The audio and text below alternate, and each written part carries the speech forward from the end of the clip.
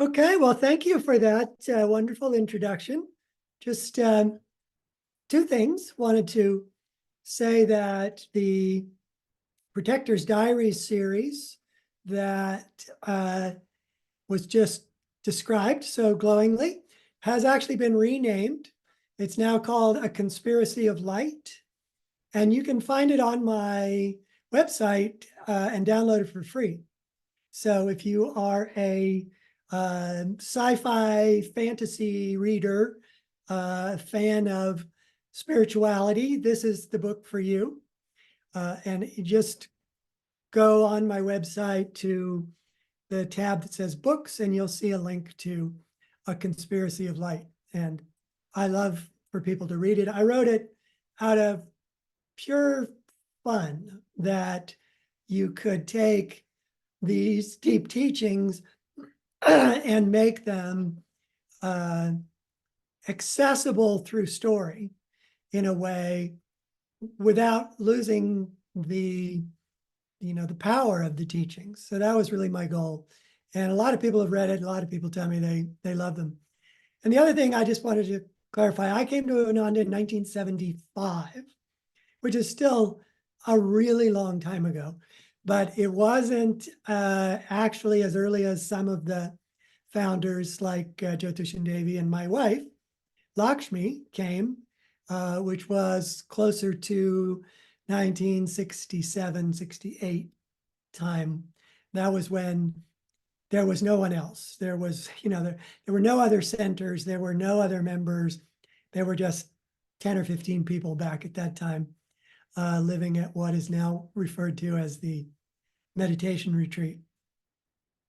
But 1975 to now, we're creeping up on 50 years, which is a long time, but a lot of joyful time to be involved with Ananda. Just to clarify, that time shows your intelligence. You sort of come a little bit after all the hard work's done. So Yes. Although I still did get to live in a beat up old trailer. So I probably could have come a little later and done better.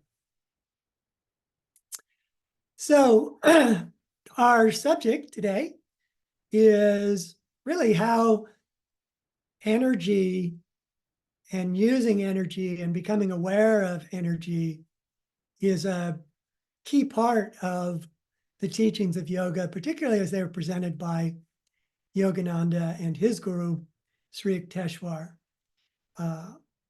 Sri Yukteswar was not only his teacher, but if you read the autobiography carefully, you will find that a third of it is really directly explaining what Sri Yukteswar taught to Yogananda. So Sri Yukteswar's influence on what we would normally say as our teachings here at Ananda is huge. It's not all just the way Yogananda explained it, but he was trained by Sri Yukteswar to be an emissary to the West. And it was Sri Yukteswar, I think, who couched his understanding of spiritual teachings in a way that could be easily understood in the West. That was then what Yogananda taught. So we're really very, very fortunate to have these teachings particularly tailored to a Western audience. And part of that was that Yogananda used terms like energy. We take that term for granted in spiritual teachings, but there really isn't a Sanskrit term for energy. It's not a direct translation. And it was, however, a term that Westerners could easily understand because it had an analog in science. And a lot of what Yogananda did, I think, is wherever possible, he used terms from contemporary science, starting with words like energy, but he also used words from psychology, from neurology, and from physics that would have a kind of a double meaning, would have the inherent meaning or perhaps the simple meaning of the word as it was used in Western science, but then he could expand it into subtle science, into spirituality. And I always loved that. That is really the inspiration that got me writing The Physics of God and the Yugas and the other books, because I loved the marriage, the merger, the intersection of spirituality and science that Yogananda shared when he taught yoga, because yoga itself is, and he used this term a lot, is a science. He referred to it as the science of yoga or the science of religion, because yoga is really, as probably most of you know, yoga is not just yoga postures. That's what we sort of latched onto in the West because they're the most familiar part of yoga. They're exercise, if you want to look at them simplistically, and they are helpful to the physical body, but they are so much deeper as well. And they're so much deeper as well because they are part of this yoga science. And almost all of that yoga science is about becoming aware of and using, directing subtle energy or life force. And the whole essence of Kriya, the Yogananda said that he had two purposes in coming to the West. One was to reinterpret the scriptures so the Westerners could understand them, the universality of them, and to give Kriya Yoga to the West, because Kriya Yoga is sort of the essence, the most essential part of that science of religion, because it systematically, methodically draws subtle energy up and down the spine. And I can't, if you don't have Kriya, I can't teach it to you until you've been initiated. So I can't go into it in detail. Those of you who have Kriya will recognize what I'm saying. But essentially, you're using subtle energy to transcend physical awareness. You're using subtle energy to deepen your awareness of subtle energy moving in what Yogananda called the deep spine. And that when you feel your energy, when you feel yourself, I mean, it's really just feeling what you are. When you feel it in the deep spine, it's blissful, it's calming, it's peaceful, it's wonderful. And you get to that by the science of methodically using subtle energy. So what is subtle energy? What do I mean by that? You'll hear the term used probably a lot if you follow spiritual teachings at all. It's a very common term. So the way Yogananda explains subtle energy is that we have physical energy that enlivens our physical body. And it's not physical in the sense that it's atoms and molecules, but it's physical in the sense that it is energy like the electromagnetic energy that we perceive with our senses, light, and as in physics, it's known as sort of the electromagnetic spectrum, all these vibrating energies from the gamma rays at the most powerful end of the spectrum, all the way down to radio waves at the other. These are all electromagnetic energies. And what unites them is they all behave like waves. And they all are measurable within the physical universe. So when Yogananda was talking about physical energy, he didn't mean literally made of matter, but that it occurs in the material universe. And that is not what subtle energy is.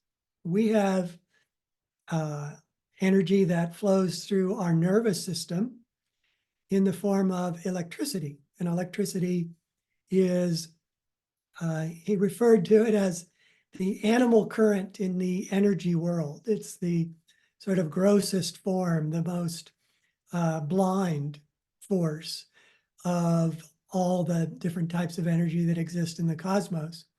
And that's what moves through our physical body and makes our nerves fire. It is the medium by which sensory information is transferred to the brain, where the brain can interpret it and turn it into mind's eye view of the physical reality around us.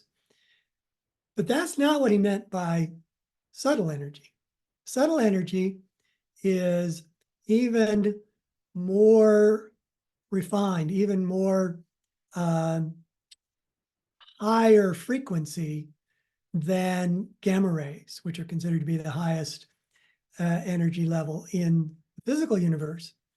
And those higher frequencies are undetectable within the physical universe by physical instruments. It's not that they don't vibrate here where we are, but they vibrate at such a higher level that they're considered to be vibrating in a different plane of existence. And our life force, our subtle energy, does vibrate at that very much higher level. And that energy is also intelligently guided. It's inherently intelligent. Where electricity is blind, electromagnetic energy is blind. It just radiates in all directions into space and has no direction to it. It affects things, and it can be harnessed, as we do by running electricity through wires. But left to itself, electromagnetic energy just radiates out into the broader universe, where subtle energy is intelligent. It follows a purpose. And that purpose within our physical body is manyfold. One of them is that all of the functions that take place in our cells, like creating proteins, taking a particular section of DNA off the great DNA molecule, the giant DNA molecule that is the blueprint for all proteins, taking one particular protein, copying, or a template for a protein, copying it, and then sending it out into the cell outside of the nucleus. And then this sort of mechanism, little mini machine called a ribosome, will grab that template, and then it will knit together the amino acids that that template is corresponding to. It'll knit them together into longer and longer chains of amino acids that then fold back on themselves and create these very specific shapes that are unique proteins. So the body produces literally trillions upon trillions of proteins every day. The entire body is, and the 60 to 80 trillion cells in the human body are protein factories, and they really just pump out a gazillion proteins, because proteins are the structure of the body, and they also are what directs other parts of the body to do things. So enzymes are proteins. It's another word for it that I'm missing. Anyway, just about all the messengers that are floating through your bloodstream that affect other cells and make other cells start to do things are themselves proteins. All of this amazing system, all of this billions upon billions upon billions of life processes that are driven by proteins are directed by your life force. The common assumption today is that all the programming that is necessary for a cell to produce the right protein at the right time and to, initiate life processes to maintain a healthy cell or to produce the enzyme that is its contribution to the larger body. The assumption today is that that programming is inherent part of your DNA, that it's in there like computer code, but it's never been found. And you don't hear a lot about the fact that it's not found, because science doesn't have any other possible explanation for how this incredible complexity of the human body could function without something driving it. The nervous system is not enough, not even remotely enough, to manage the complexity that is 60 to 80 trillion cells. But intelligently guided life force is. And this is not just me saying this, but this is what the masters say, that this is how the body is created, is intelligent life force is directing, in a sense, all of the atoms and molecules that make up the human body to do what they do and to take the forms that they take and to undergo the life processes from digestion to blood clotting to immunoresponse. All of these things are directed by that life force. But we don't know anything about it, in a sense. We don't have any idea that it's happening in our ability to perceive it going on.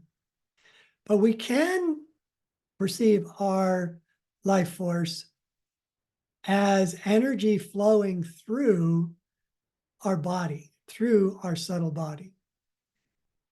And in a way, our subtle body is life force. So the other phrases that are used for subtle body are astral body or etheric body or spirit body or light body. They're all referring to this body of light that corresponds to our physical body. According to Sri Yukteswar, when we die and take up life in the astral regions, we will still look like the way we do on Earth, only it will be a finer, younger, better copy of how we look now. Because it's that body that already exists that is the template, that is the intelligent form, the intelligently created form of astral energy that directs the atoms and molecules that make up the physical body.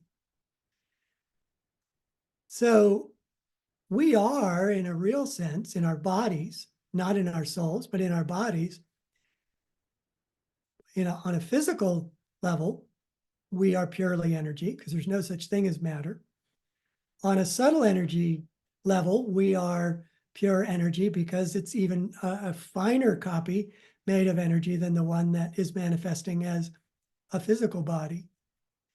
So the teachings of yoga start there. They start with that knowledge that came to the tradition of yoga from realized masters and great saints who could directly perceive that reality. And what they tell us to make of that and to do with that is to kind of reverse the process that is manifesting our physical body. So we have this energy template, subtle body, is coming down, if you will, into the physical plane and manifesting as a physical body. And the two are interpenetratingly identical. We can't measure subtle energy, but the saints and yogis can perceive it.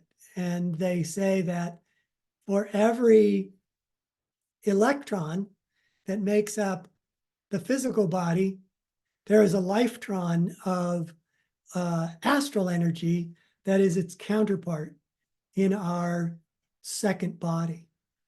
So our astral body is really creating our physical body. And there is a powerful current that comes into our physical body and turns into this grosser energy, this physical energy that's like the electromagnetic energy that is really animating our physical body. So what the yogis saw was that if we want to return to our higher self, if we want to return our awareness to what we really are, then we need to follow that process the other direction. So instead of just living with the energy that is coming into the physical body and keeping us functioning as a physical body, it's also keeping us very interested in everything around the physical body. What we need to do is calm the physical body, gain control of that energy that is coursing through our physical body, and then reverse it up through the spine and into our subtle body so that our awareness then becomes centered in the subtle body and not in the physical body. So as you might read in, the odd post here or there on Facebook or wherever, you could say with them, it's all about energy, that our life experience is about energy. It's about energy moving through our body, flowing up into our brain, causing physical sensations in our physical body. That's all energy. And when we learn to direct that upward through the spine into the subtle brain and into greater awareness of our subtle body, it remains energy, but a much finer energy, a much more satisfying energy that is inherently blissful, peaceful, loving. And that's really what the entire spiritual path is about, is moving away from emotions that are cruder and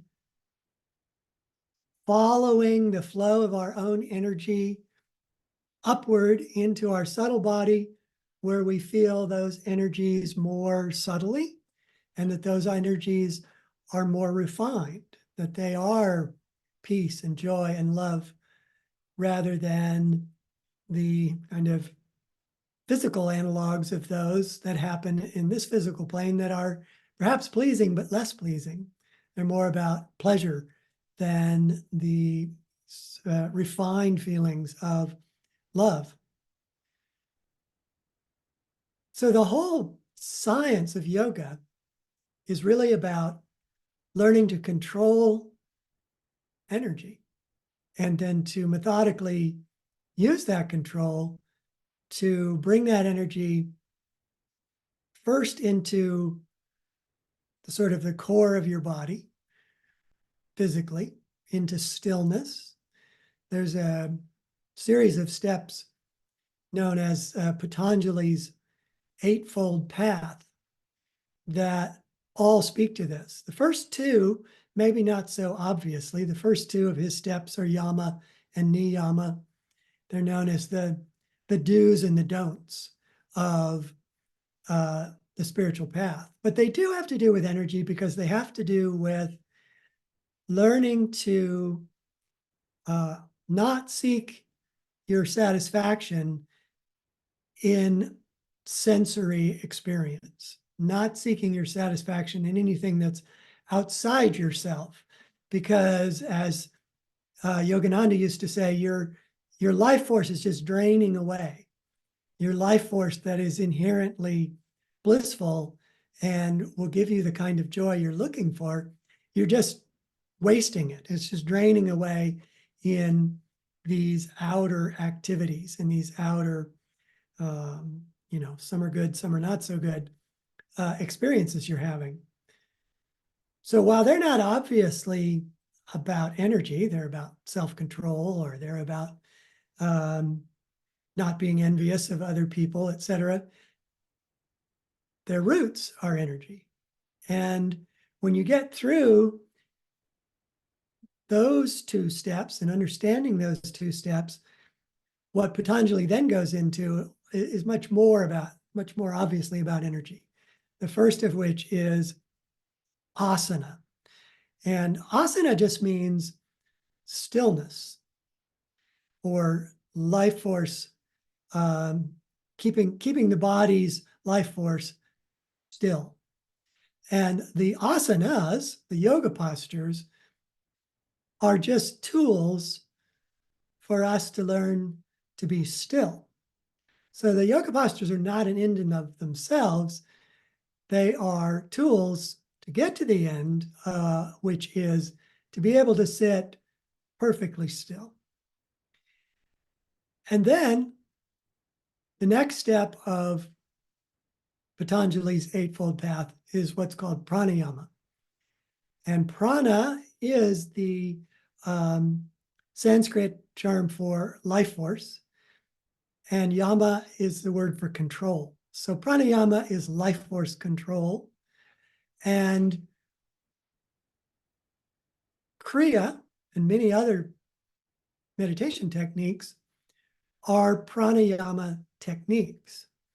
So again, they're like yoga postures. They're not ends in themselves. They have a purpose, though, which is to develop within us the ability to control our prana and to draw it into the deep spine, to draw it upward through the spine, into the brain, and to the point between the eyebrows. Then the next step is what's called pratyahara, or interiorization. So as you bring that energy inward, you also are withdrawing from the senses. You're withdrawing from you're pulling the energy that was flowing out to the senses back into the spine and up into the brain, so that you become engrossed within. And that, again, is a matter of learning to not only control your energy, but direct your energy deliberately upward into the brain. Then the next step is dhyana, or concentration. So even if you have successfully been able to draw that life force, that energy up into the brain, if you've withdrawn from the senses, your thoughts may still be scattered. Your thoughts may be going everywhere, or you may be following trains of thought and losing your focus because of that. But dhyana, or concentration, is the art of bringing all that energy to a one-pointed focus at the point between the eyebrows and nowhere else. So your life force, if you have mastered all those steps, takes you all the way to the point where you have focused your subtle energy, you've calmed and absorbed in a way all your physical energy, you've drawn your subtle energy that has been flowing into that chakra system, spinal system of the subtle body. You brought it back up into the brain and then into perfect focus at the point between the eyebrows. Then the next step is to use that concentration to focus on God, to focus on one of the different manifestations of God. It could be light, it could be love, it could be wisdom, it could be joy. And to become so totally absorbed in that you lose all awareness of the physical body, the astral body. You just become this great sea of the divine until that takes you naturally into the final step of Patanjali's path, which is samadhi.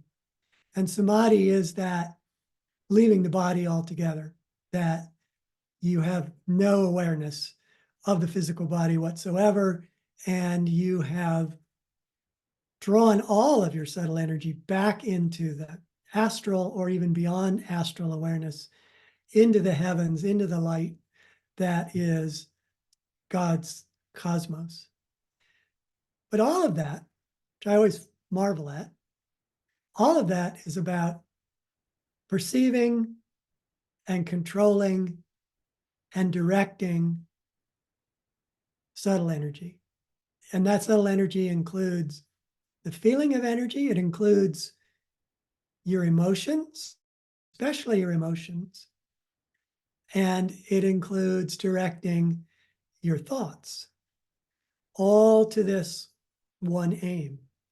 And this is really the science of religion. This is what saints or sages of any path, anywhere, at any time, all do, most without knowing it, most relying on will, determination, and especially devotion. In the Christian world, it's about, just wholeheartedly loving Christ or God. And if, Master said this often, Swami said this often, if all those Christian saints had known the science of yoga, they would have found God way sooner, because they just kind of had to figure out and make up on their own what to do. And they gave it all sorts of different names. If you read the stories from the lives of Christian saints, they all talk about their journey to that oneness differently, and they use different terms. But it's really all the same story. It's all the same thing. It's withdrawing from physical awareness, moving in stages to becoming only aware of spirit. And it's all about energy. The plus for us in our day and age, our Dwapara Yuga age, is that this is the age of energy.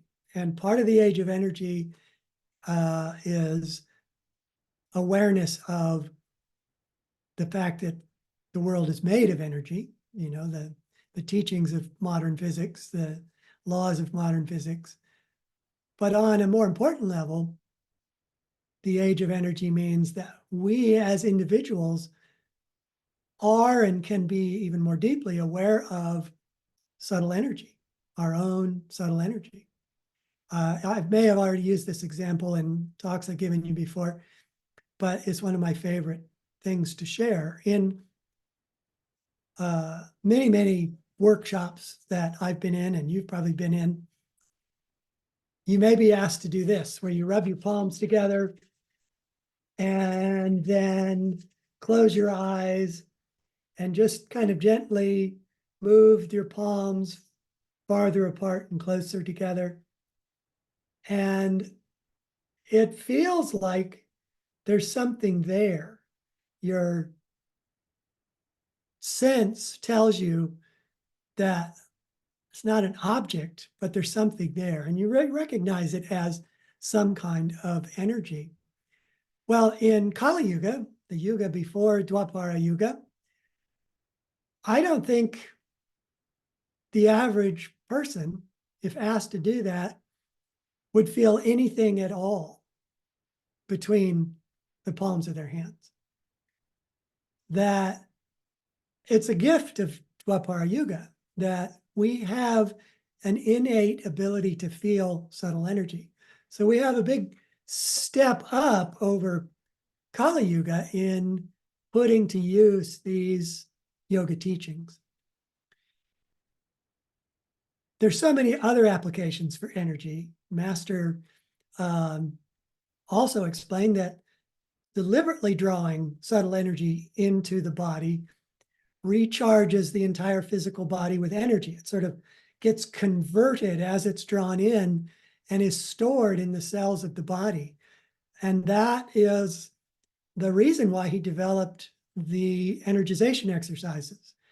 The energization exercises are a methodical way of bringing subtle energy into the medulla oblongata, where it then, as he said, becomes positive and negatively charged, if you will, the dualistic nature of physical creation. And it goes up to the point between the eyebrows and down to the bottom of the spine. And that energy then flows out through the system of the chakras into every cell in the body. And he likened the physical body to being like a battery. So we recharge the battery.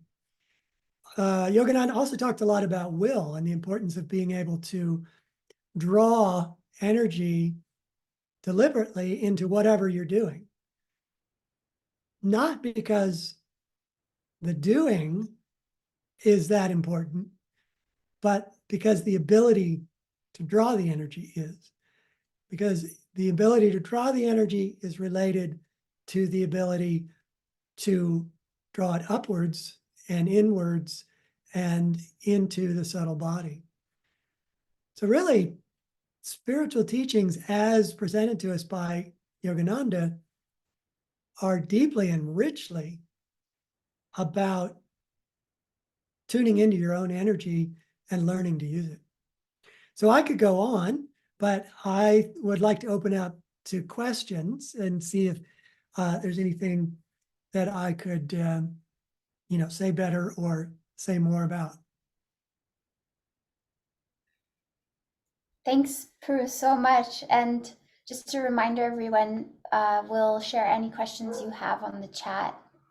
And do you have one to start us off with by chance?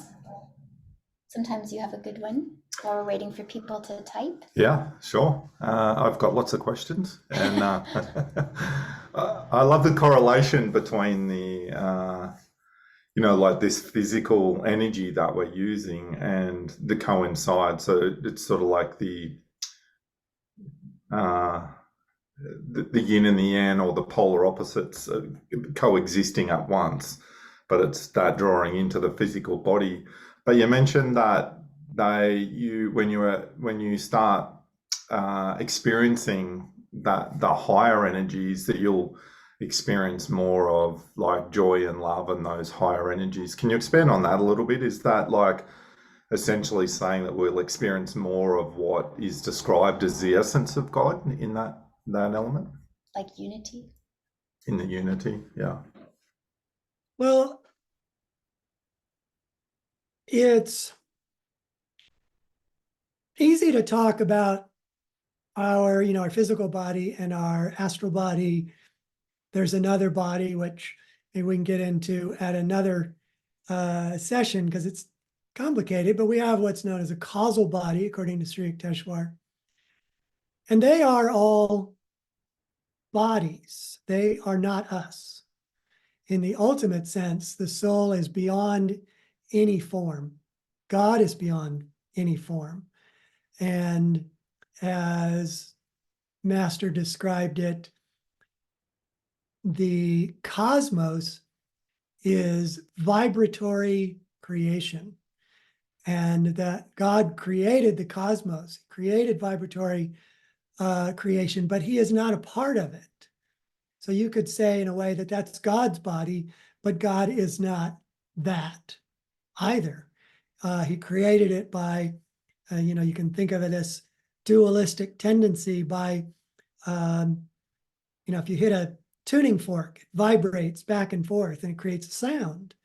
So as Swami Kriyananda once described it, God vibrated that being, part of his being, in such a way that it created these vibrations, or these waves that are also inherently intelligent, just like our life force, that then create the entire universe.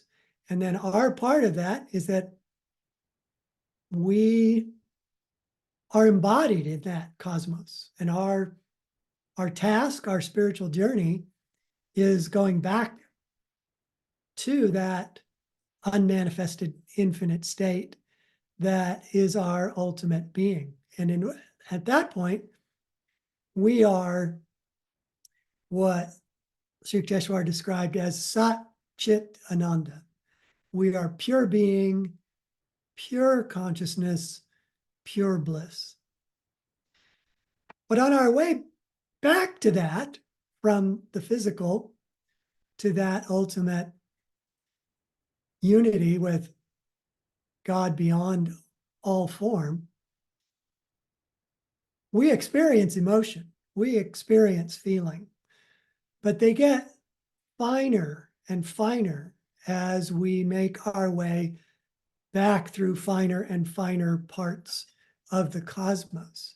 So the kind of emotions that we experience through the physical body are relatively crude, but the emotions we experience through the astral body are more refined, and they're, immediately more desirable, more relishable. And they are part and parcel of the astral experience as we go up through it. But when we get into our causal body, that feeling gets refined even more until ultimately we drop all the bodies and we just feel ourselves as pure bliss. Does that answer your question, Nora? Thanks. Thank you.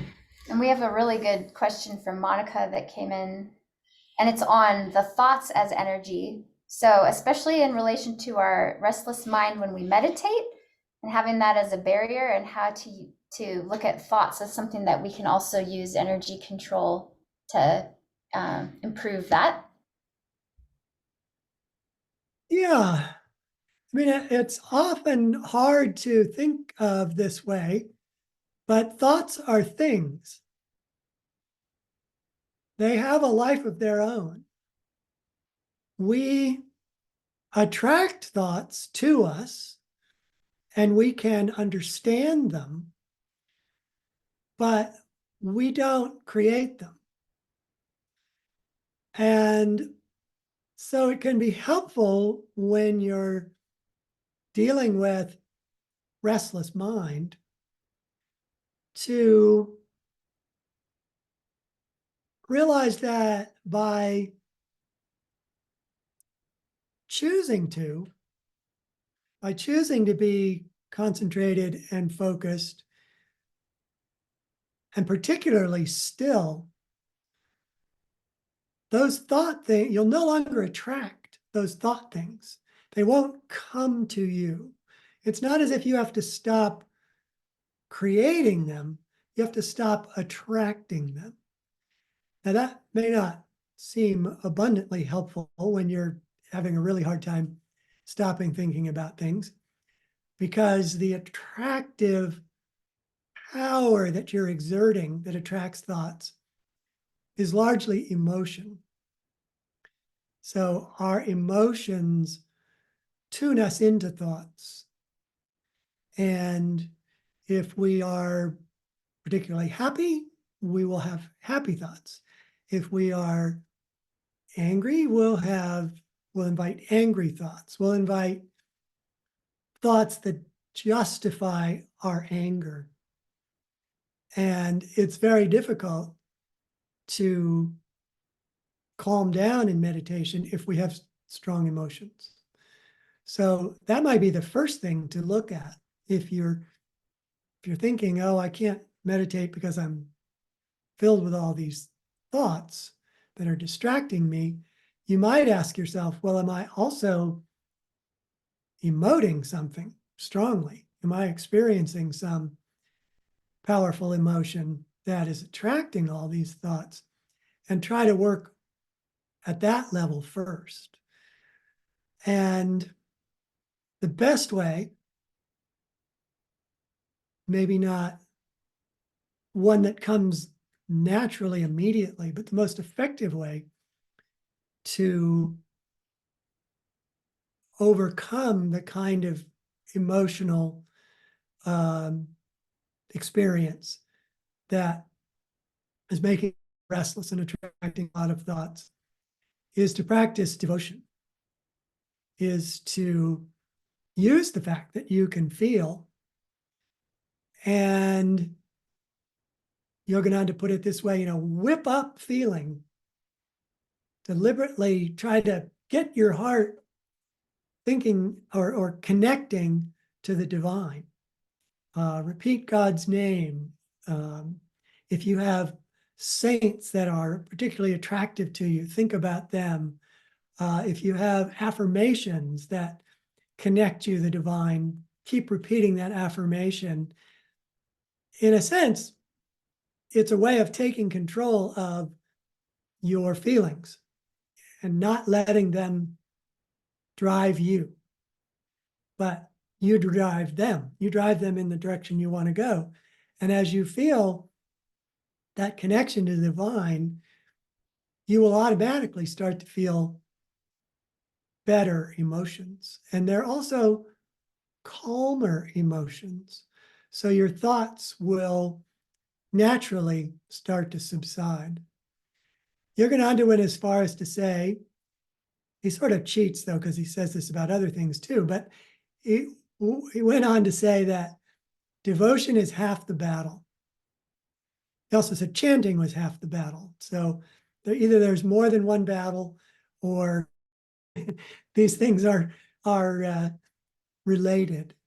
But I think what he meant was that if you just keep following your thoughts, you can't get as deep as you want to get. But trying to squelch your thoughts doesn't work. You just think that you're squelching your thoughts. You can't really control the thoughts in the way you want if your emotions are stimulating them.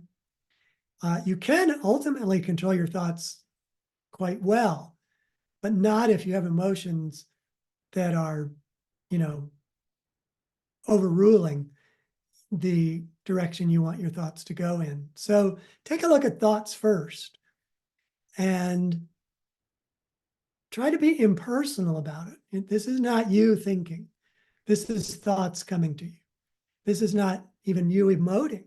This is just emotions happening in these bodies that you are temporarily in. it's good to get a little distance from what we normally think of as ourselves, when in fact they're just more and more subtle levels of embodiment.